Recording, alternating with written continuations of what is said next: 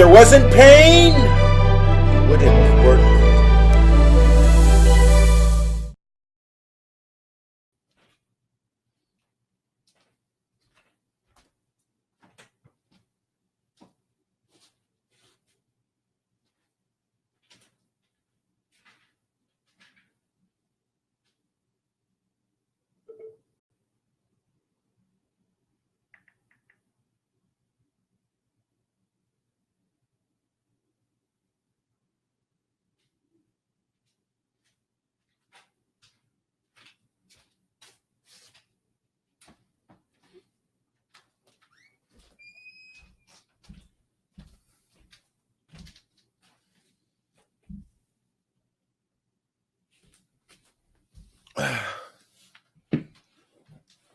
What's going on? How's it going, everybody? Good morning. Good morning. Welcome back to the Journey to Greatness with David McDonald, the GOAT. We're on day 62. It's a good day.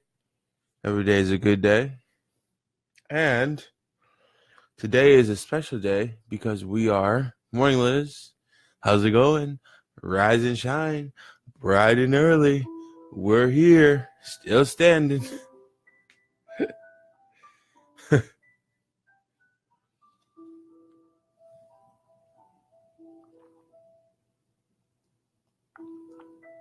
Okay. So today is obviously our day for vision boards. So that should be fun. Let's jump into this.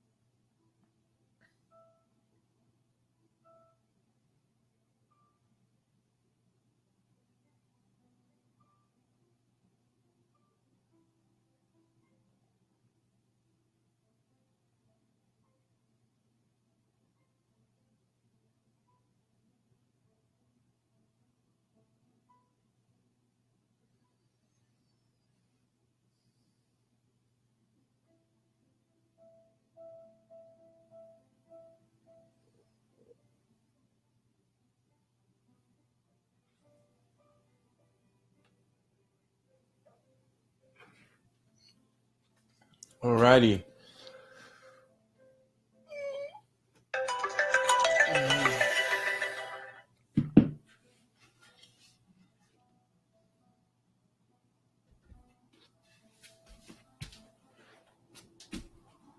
Oh, yes. Welcome back. Welcome back. So, I need to get it highlighted.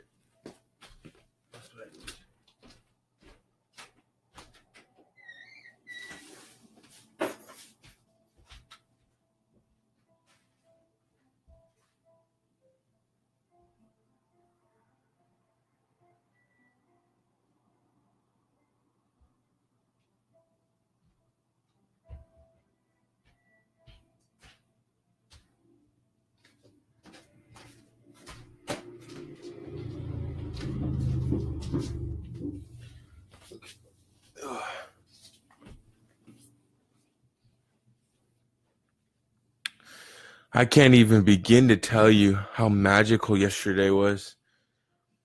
Like,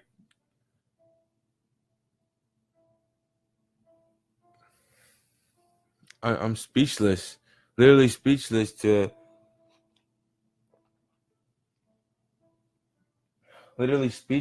like how like it was absolutely crazy yesterday. Just meeting with so many cool people. I mean, we're in like Panera Bread, like laughing and celebrating at like 11 a.m. and people were just kind of like looking, and it was just awesome. Yesterday was cool, like very cool. I met with 3 really cool people, and we were just in the zone, like just talking, bouncing ideas off of each other, and it was so peaceful. So to that original point yesterday that we made, go ahead and meet with people, be interpersonal. Okay, so now we're into our reading section, and we do this for 15 minutes. So if you're new to the group, I'm reading the 4 Principles of Execution. This is our second book that we've read in 2 months, or this is our third book that we're going to be reading in 2 months. And the power of small things a day, equals something so much bigger, is ever so present. I'll see you guys on the other side.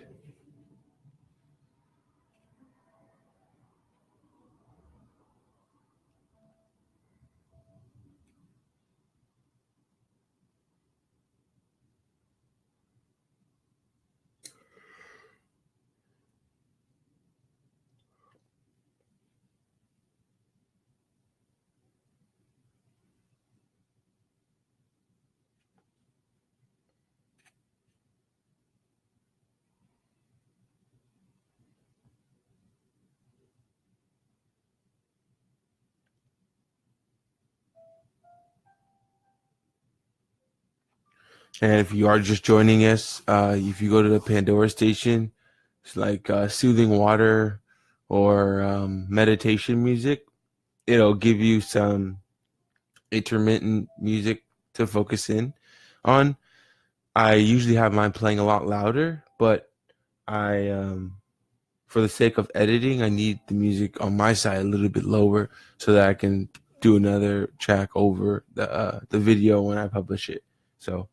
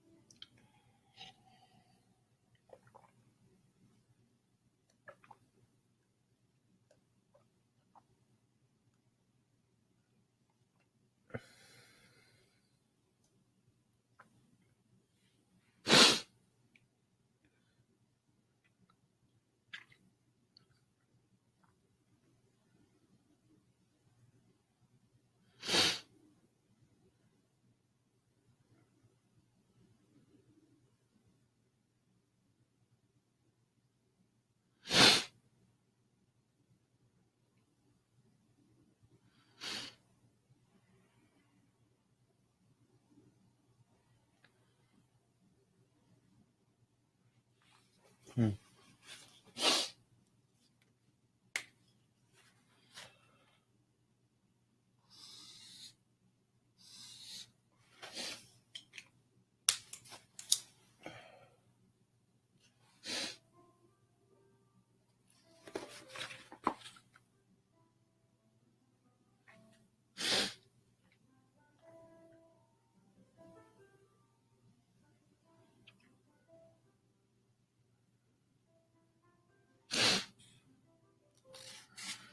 Hmm.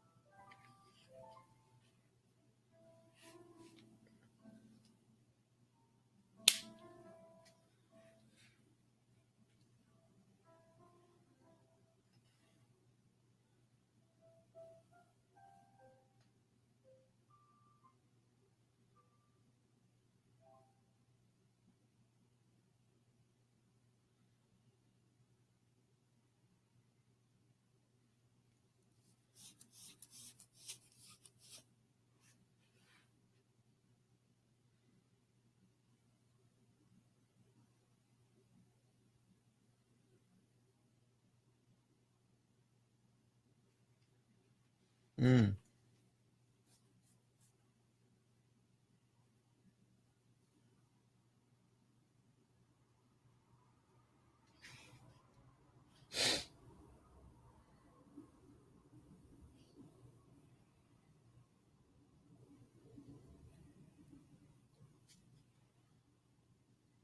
Hmm.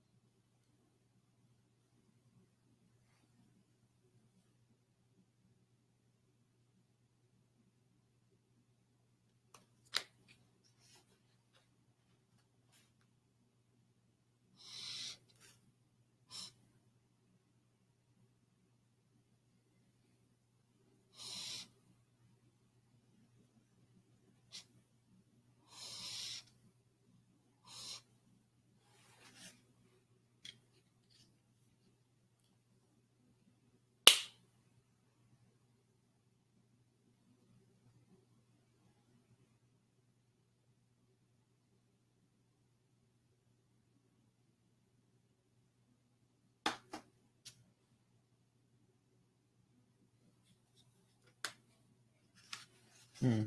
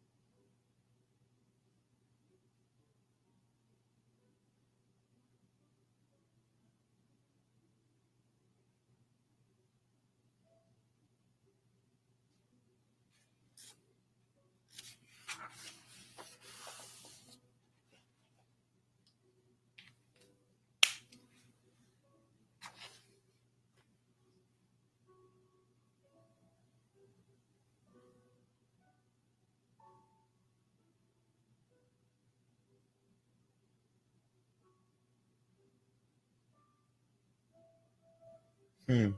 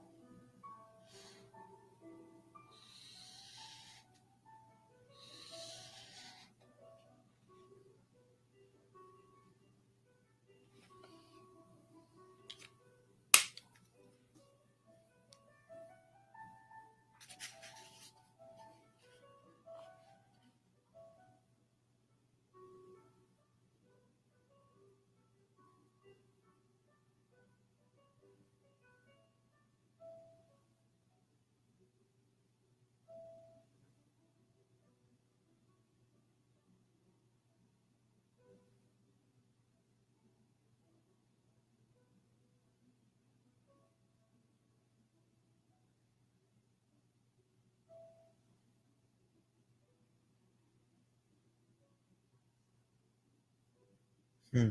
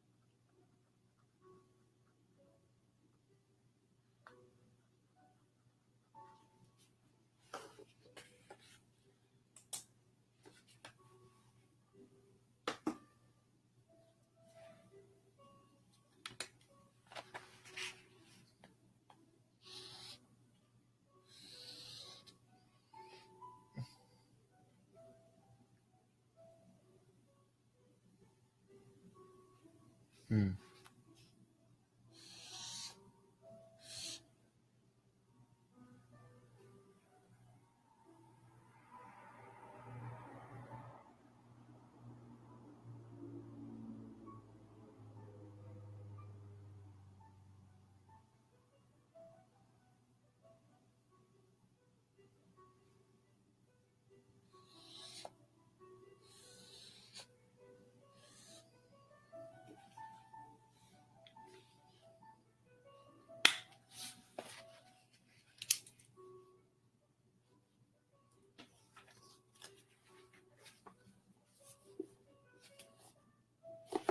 Okay, so we just learned the other three disciplines of execution. And the first one yesterday that we went over, if you weren't here with us, was to focus. When you focus on an area that you want to execute in, focus on it, make it your primary target, and execute. The second one is act on lead measures, and what this means, or how the book describes lead measures, is by there's a lag and there's a lead. So a lag would be almost like gradual gratification, or delayed gratification, and then a lead would be more so like um, immediate gratification. So, for example, if I was, if I say I want to be a better person, right? Or that's a good example, but something more a little bit A to B is like losing weight. Something more measurable here. So it's like if I want to lose weight, right? That would be my lag, because it would take my lead measures, which is immediate things that I can control, like eating, and the number of times I exercise. When I do those a certain time, then after a week, I'll see if I lost weight or not, right? So that's my lag. There's delayed gratification. So one of the second principle of execution is act on lead measures. So identifying what your lead measures are, so what your lag is, so pretty much what your goal is, and then or what the delayed gratification is, and then the lead, the things you can control and execute on a daily. And the third discipline of execution is keeping a compelling scoreboard. So every week that you're losing weight, let's say you're doing it for a month, make a cool little scoreboard, get a big, 8 by, 6 by, or maybe not that big, maybe like a 3 by 6, or not even 3 by 6, 3 by 3, like poster. And then just, for every time that you lose weight, you just write what it is for that week and make it fun and exciting for yourself. And then the fourth discipline is create a cadence of accountability. 1 second.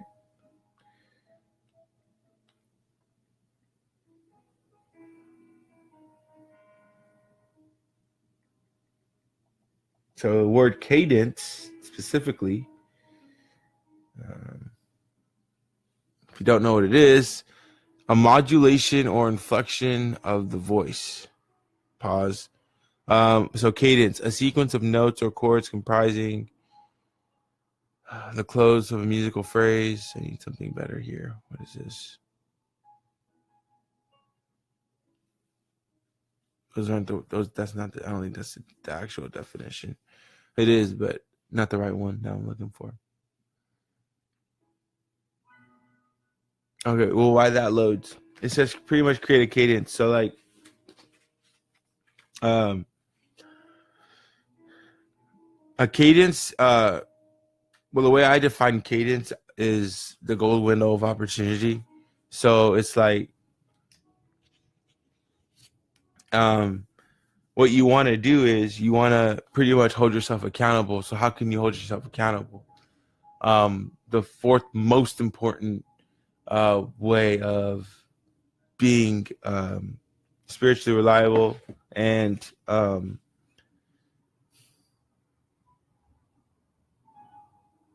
executing, understanding the disciplines of execution. The book uses an example where father and daughter. The father says, "Hey, you can use the family car if you wash the car every single weekend, every Saturday, let's say." So the daughter washes the car for 4 weeks. The husband or the father goes out of town for 2 weeks. He comes back, and he realizes that the car's not clean. And then he asks his daughter. He says, "Hey, well, why is the car not clean?" And she goes, "Oh, well, I didn't think we were still doing that, right?" And it's like, there's no cadence of accountability. So there's no check-in. The father before would check in every single Saturday to make sure the car is clean. The daughter would make sure that it was, done and over with. But after he went out of town for 2 weeks, he came back, the car wasn't clean. He was like, okay, there was no check-in, there was no accountability. So the book is talking from a perspective of building a team or building teams, right? So you always want to keep people engaged, which is discipline number 3, keeping a scoreboard, keeping people engaged. And then you want to create a cadence of accountability where you guys are in rhythm. You guys are always in flow, where it's like every week, essentially, you meet for at least 20 to 30 minutes. And then when you meet for 20 to 30 minutes, the people who are on your team or in that group, what they do is they make a promise, they make a commitment, which eventually turns into a promise to the group to say, hey, I'm going to call this many people this week. I'm going to do X activities this week. And then so that next week, when they come back, then the leader of the group or everybody in the group will share the space to say, okay, you made this commitment last week. Did you do it? And then when you do that check-in every week, more than likely people will execute. But if they don't, then, there's some coaching to be had around that. But if they do, you do that every single week. And if you don't do that, like in a group setting where there's more people versus like a one-on-one with the father and daughter, then there's a high chance that you won't get the love. You pretty much won't be successful. And having the group execute, focus on a goal, and actually like operate at a very high functioning level. So those are the 4 principles of execution. Some people wish to be told what to do. That's another distinction that they say. So don't. I read this book. We're gonna get into our journaling exercise. It's Saturday, so we can do what the heck we want. But I know some people may have work. But I read this book, and I'm pulling another principle out. So in this 4 disciplines, in the last section, it said some people like to be told what to do, and some people they like their own thoughts. They like their own ability. That's me. Like, I don't like to be told what to do. Don't tell me what to do. I like to have clear instructions on what to do, but when it comes to executing it, I like to try to figure out ways in my mind if it's not too far away from reinventing the wheel. But some people like to be told what to do, and that's cool. But in this book, it talks about, I think it was Keller Williams, the $1 Million Agent. It says that there's 2 type of players. There's 2 type of people, capacity, or 2 type of workers, capacity, and I don't know the other word, but for the lack of lack of thereof, we'll use limited, non-capacity. Okay, so you have capacity person, somebody who I say, hey, or make the request to, I need some help with this. I need help printing this book. Okay, so a capacity person would be somebody who said, oh, okay, fantastic. Do you have the rough draft? Oh, okay. Send me over the rough draft. So the capacity player, the capacity person will say, I have the rough draft in front of me. I'm going to get this printed. What does that look like? I want to print it out on a piece of paper, right? And then I'm going to type it into a Word document, let's say, or if it's in there already, I'm just going to print the whole document. Okay, a capacity player will say, I'm going to print it. I'm going to go and create a book cover, right? I'm going to make bookmarks to go with the book as little gifts. When somebody buys the book, when that time comes, that they'll get a bookmark gift that has the name of the book in it so they can use it for any other book.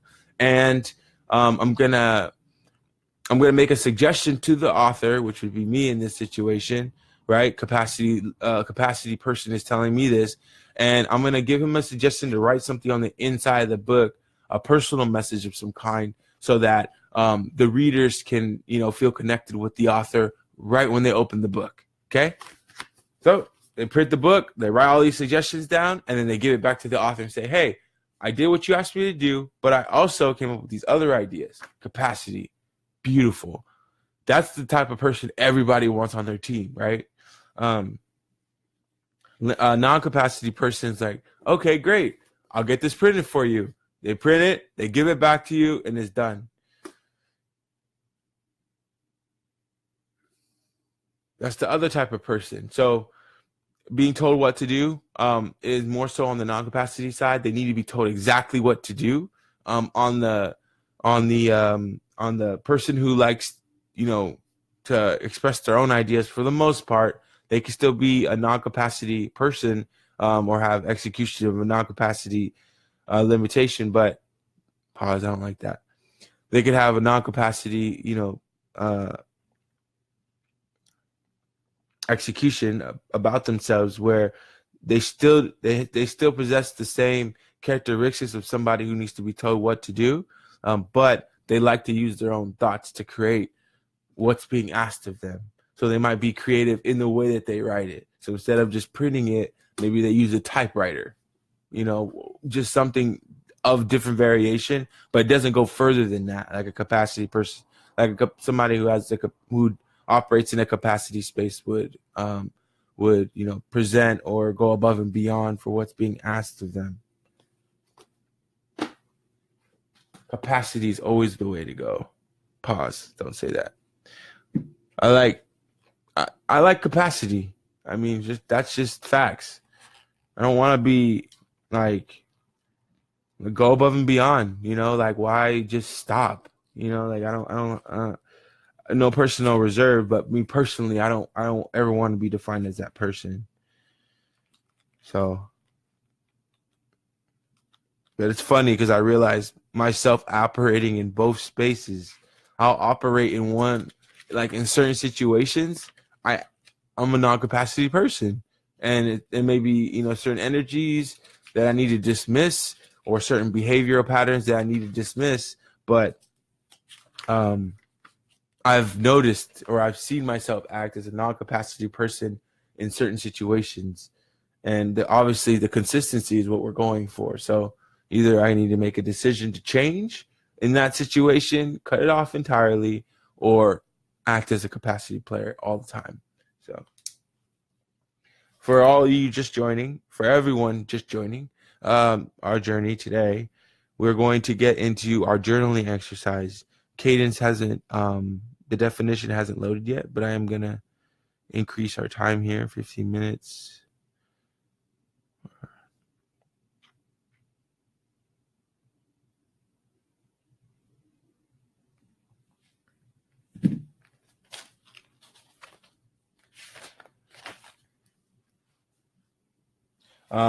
Excuse me. Everybody who's just joining us, we're getting to our journaling exercise. Usually with our journaling, we get into writing what we're grateful for. So first we write, we'll pause. You can write whatever you want, but what I do is I write, obviously I'm thankful for, what I'm grateful for, everything that happened yesterday, everything that's gonna happen today.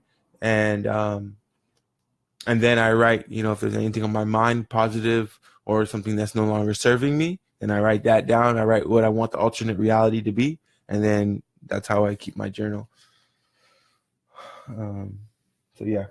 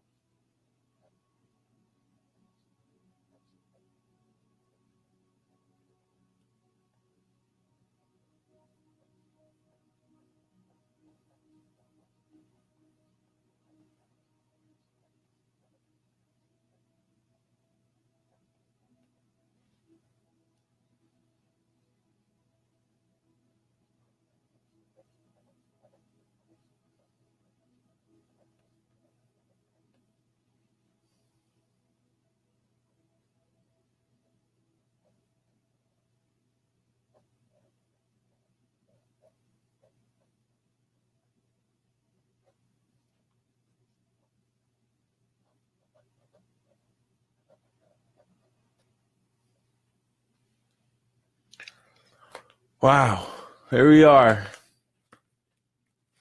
Hey, I'm almost done with my journal.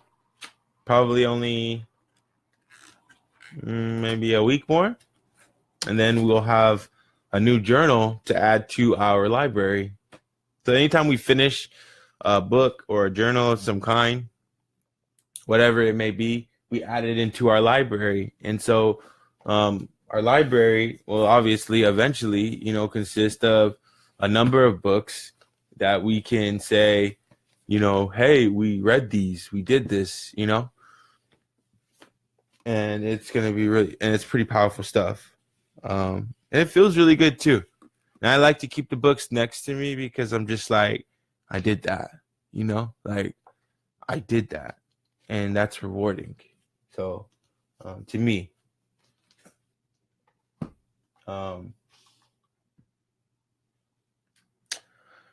today is our day for vision boards. So if you're not doing anything at 1:30 p.m., if you go to the Journey to Greatness page, you will see the address there. Or if you scroll down on my personal page, you'll see the address there, 707 South Grady Way, Triton Tower 3. Okay, for everybody who's going to be there today, first off, I invite everyone to come join us. I would love, love, love to see everybody there.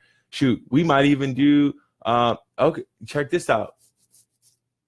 Meeting in person is so impactful because then you get to interact with everyone else who's on this journey, right? Great. But if you can't make it for whatever reason and you wanted to do a vision board at home, I don't like having this pause.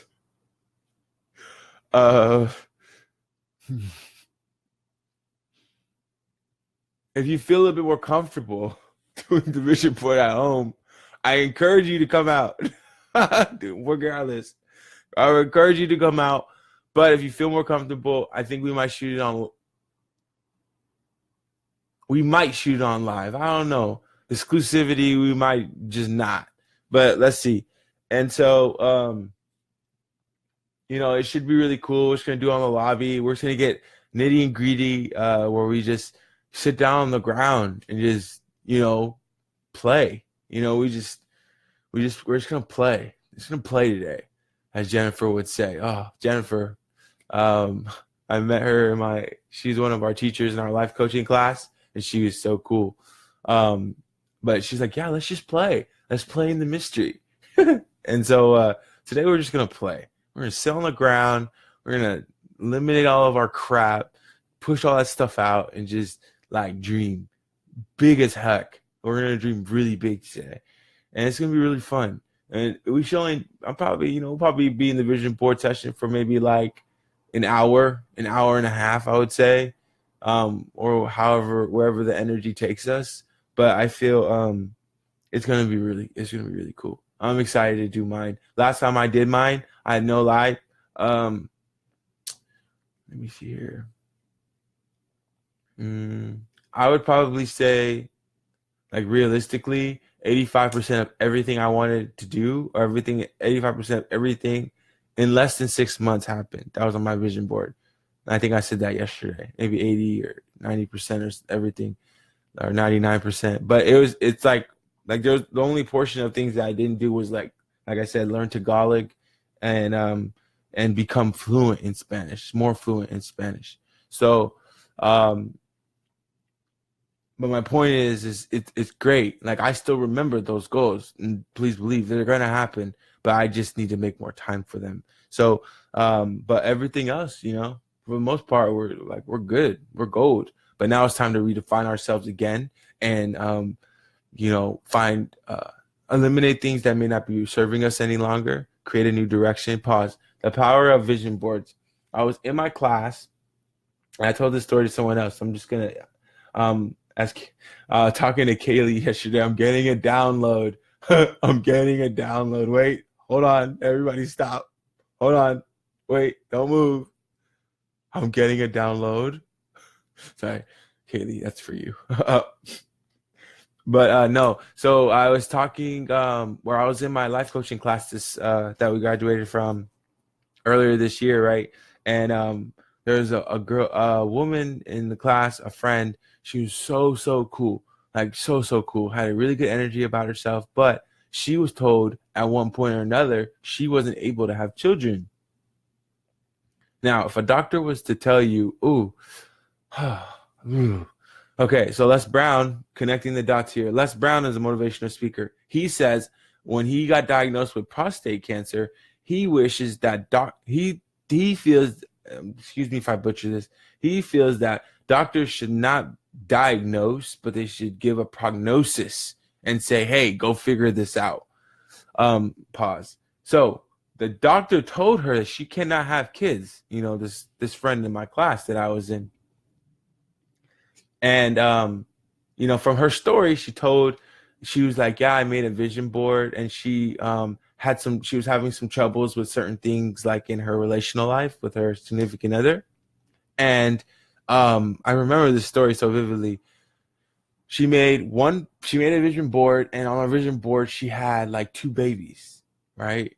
So it makes me want to cry. But it's like she had 2 babies, right? And then on another page, on another section of her vision board, she had like 2 people holding hands. And 2 people holding hands was like a representation of like her like really truly being in love with this person that she's married to. And I think like a short time after that, I remember the time length, she ended up having twins, if I'm not mistaken. So she was told that she would never have kids, or she can't have kids. And then she had 2 children, not 1, but 2 children. And her marriage is she went through the sequence of like activity. She happened to meet this guy who was truly purely interested in her as a person, not interested in having any other intention to do with her. And it was just like a huge ordeal and experience that she went through that opened her eyes and helped her evolve into a space where she could have a better relationship with her significant other, her husband. And so my point is we do have the power to create and defy the laws of everything that exists around us. We talked about the 4-minute mile. Nobody in the world, everybody in the entire world said you cannot run a mile in 4 minutes. I don't care who you are. You cannot. It is impossible to run a mile in 4 minutes. 10 out of 10 people are saying this, okay? And then one person does it. And when he does it, 20,000, thousands and thousands and thousands of people after him go out and run the mile in 4 minutes. So my point is, we have the ability to create on such a large scale. Like there's no limit to our power. So vision boards are cool and they're important. Journaling is cool and it's important. Everything we're doing is cool and is important, is because once we tap into that, the world is literally yours. And you get to choose what you want to do with your reality, your world, and that's the power that I wish to give back. That's the power that I want everyone to be like, I really got some stuff inside of me and I'm really a special person, because you are. You are literally the greatest thing ever to walk on this planet. And when you come to terms with that in every aspect of your life, the way you live, the way you dress, the way you act, the way you think, the way you subconsciously give off energy, all of those things start to change and people pick up on it. If you're a stinky salesman, like I said before, people smell you. If you're a genuine person and you're really good at selling, people can see that and they can feel that too. But the difference is they can feel that. So my point, have a good day. Everyone who wants to join, 707 South Grady Way, Renton, Washington, 98056, or go to the Journey to Greatness page. I just had a revelation. I should start putting the Journey to Greatness page inside of next to my name. How smart. Because then you could just click the name. It'll be a hyperlink, and then boom, it'll take you right there. That's a good one. So my point is, though, okay, Journey to Greatness. Everyone who wants to come make vision boards today, welcome. Bring it on. Let's see how big you can dream. I love you guys. See you tomorrow at 5 a.m. Let's go. The music starts playing and everybody goes crazy.